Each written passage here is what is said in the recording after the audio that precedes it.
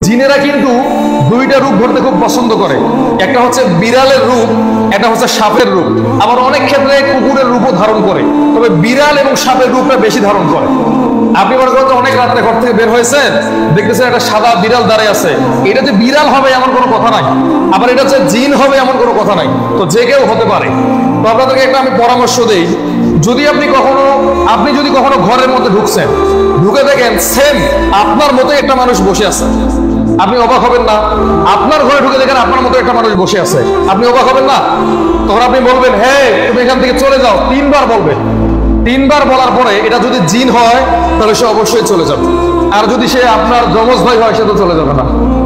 আবার ঘরের মধ্যে প্রবেশ করেছেন, প্রবেশ করে দেখতেছেন আপনার খাটের মধ্যে বিড়াল বসে আছে, এখন এটা বিড়াল না জিন কেমনে বুঝবেন? 3 বার বলবেন চলে যেতে, যদি যায় বুঝবেন যে এটা জিন ছিল, আর যদি না যায় তাহলে বুঝবেন যে বিড়ালের অভ্যাস, সে আসলে হেকরা কথা শোনে না।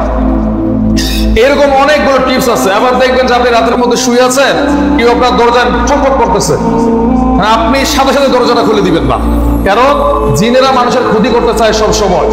যখন দেখবেন যে 3 বার ঠকঠক করা হয়ে গেছে, এরপরে আপনি দরজাটা খুলবেন। তারপর আপনার এটা চিন্তা করবেন যে এটা মানুষ, এটা আসলে জিন না। জিনেরা সর্বোচ্চ 1 বার 2 বার করে, 3 বার কখনো করে না। আর একটা কথা বলি, আপনাদের যাদের বাচ্চা আছে এদেরকে মাগরিব থেকে এশার মধ্যে একলা ছেড়ে দিবেন না। জিন শয়তানেরা সব থেকে মানুষের ক্ষতি করে মাগরিব থেকে এশা পর্যন্ত।